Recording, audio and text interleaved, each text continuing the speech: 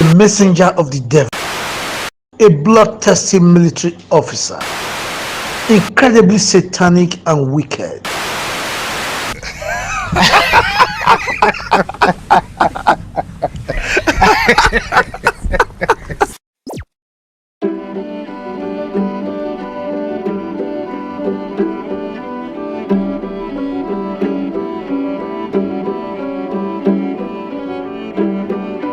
Journalism involves writing, editing, and presenting of news or news articles for widespread distribution, typically in periodical print, publications, and broadcast news media, for the purpose of informing the audience. Part of their job is to continuously scrutinize the government and keep them on their toes so as to be accountable to the people. This must be practiced freely and without coercion. In Nigeria, from the introduction of military rule in January 1966 up until 1979, but later returned in 1983, the military and journalists have been at loggerheads. This relationship intensified in 1986 after Chief de-Legiwa, the editor of Newswatch magazine, was killed by a parcel bomb, rumored to have been delivered under the instruction of the then military head of state, Ibrahim Badamasi Babangida. After this, more journalists were wrongfully jailed and subjected to unimaginable punishments. In 1993, in what was regarded as a free and fair election, Chief Moshood Kashimawo Olawale Abiola of the Social Democratic Party defeated his opponent Bashir Tofa of the National Republican Convention. But the election was annulled by General Babangida.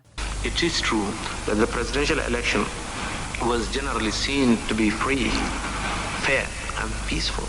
However, there was in fact a huge array of election malpractices virtually in all the states of the Federation. This led to massive protests around the nation and later the arrest of Chief MKO Abiola after he declared himself the winner.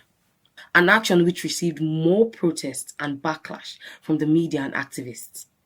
The government responded by promulgating more repressive laws against the media. Some of the journalists who survived tell their tales. So after he annulled the elections, Nigerians rose were outraged by that singular diabolical action of General Ibrahim Babangida, and it was the responsibility of the press and some members of the civil society to sustain that struggle. So June 12 brought out the determination of Nigerians to fight for their right and insist on democracy. June 12 brought out the best in the radical wing of the media as epitomized by Tell magazine and the News magazine.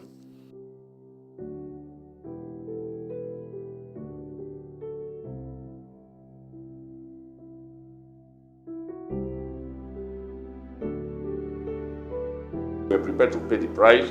We were arrested, detained, our lives were threatened, and very regularly, security agents were going to the press to seize copies of our magazine. I'm talking of thousands of copies of our magazines, and they were doing that to cripple us financially, and they succeeded in doing so. But we were undaunted. We were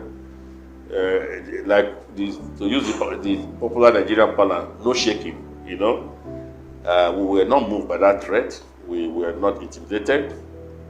And I will say this, you know, Osa director, one of our brilliant journalists and reporters, we used to wonder how he survived, because he was operating from what you can call the lion's den. He was the one covering Kaduna, Kano, and all those places. Yes, it was the proverbial lion's den, because Kano was the home of the raving mad dictator Sani Abacha. He was from Kano. He adopted Kano as his home state. His dreaded chief security officer, CSO, Major Hassan Musafa, was also from Kano. The diabolical and vicious national security advisor, Ismail Agwazo, was also from Kano. And you had henchmen like General Gumel, General Haladu, who was one time Chief of Defense Staff also, Staff of Defense, they were all from Kano. So, it was like standing in front of a moving train, literally, for me to practice as a journalist from based in Kano. But be that as it may, I think some of us just felt that if the military was determined to deepen its claws and preventing Nigerians from breathing the air of freedom and enjoying the dividends of democracy, some of us as journalists also felt resolved and committed to battling them with our pen. Osa director was later arrested and kept in police custody for about 40 days. When General Sani Abacha took over in late 1993, he instantly became the most vicious leader in Nigeria's history and was ready to eliminate anyone on his path. This resulted to increased arrests from activists like Gani Fawayemi, Femi Falana, Beko Ransom Kuti, the execution and mutilation of the Ogoni Nine. It was also during Abacha's regime that journalists like Chris Anyanwu, George Mba, and Kunle Ajibade were jailed for life. First time I would go to prison, and it was a killer, right? Because we were jailed for life in the first instance, then reduced to 15 years under military government. And Makurdi prison, where I was kept, was like a lockup. It's not like a maximum Kirikiri maximum prison now. A lockup. I was there for about 3.5 years with all these criminals, robbers and all that. Nobody to discuss with, so I was just into my own world, just reading. If I wasn't into reading, I probably would have my mind would have been mangled and all that. But the emotional part, my wife was young. I got married in 1993, and I was arrested, tried for coup in 1995. Okay? Meaning what? Meaning that my first son was young, and my wife was pregnant for like maybe 1.5 months or so of the second son. I have 2 sons, right? Mayowa and Folari. When in 1996, she gave birth to the second son. I wasn't around. And when she brought the son, my Folari, to prison, that was the first time I was meeting him. Okay?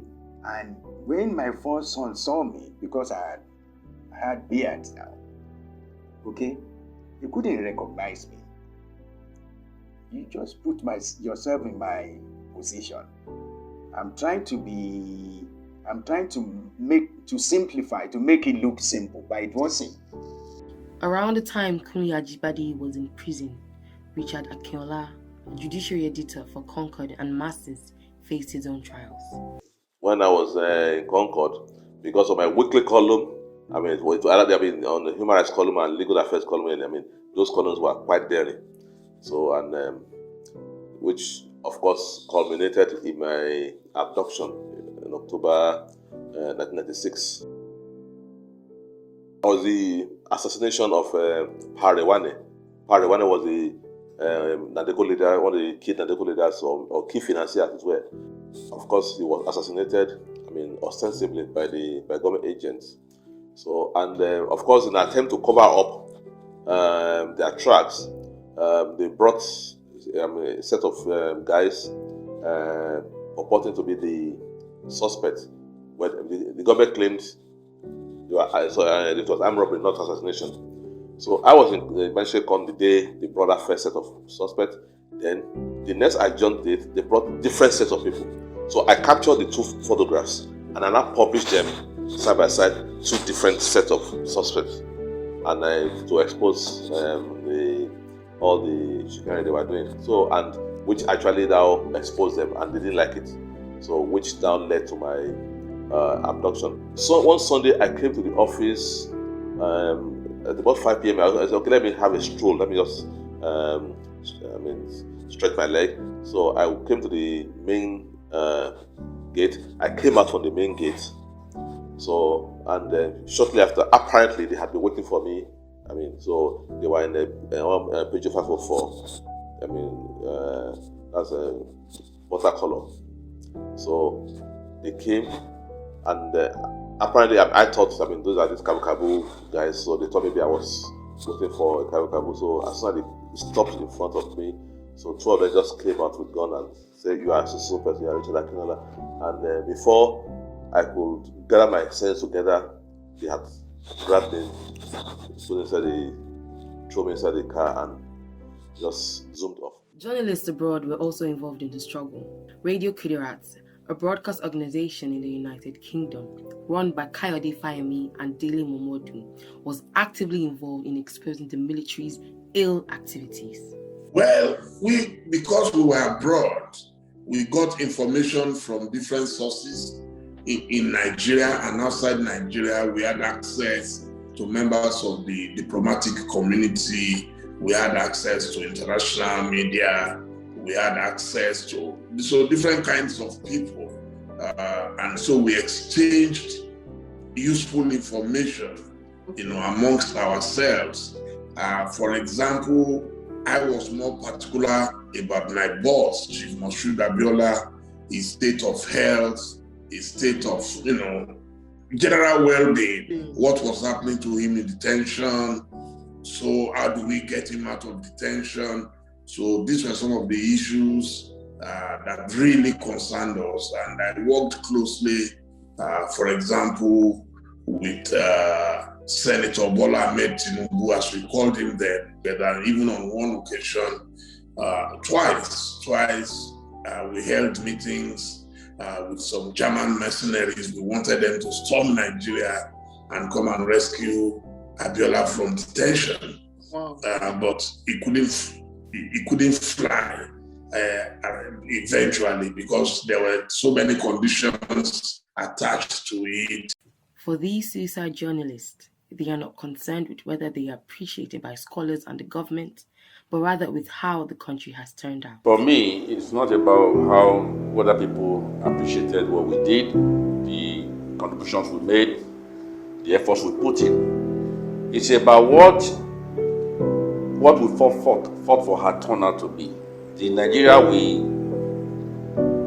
idealized, and for which we gave everything, we risked our lives, has turned out to be a pipe dream.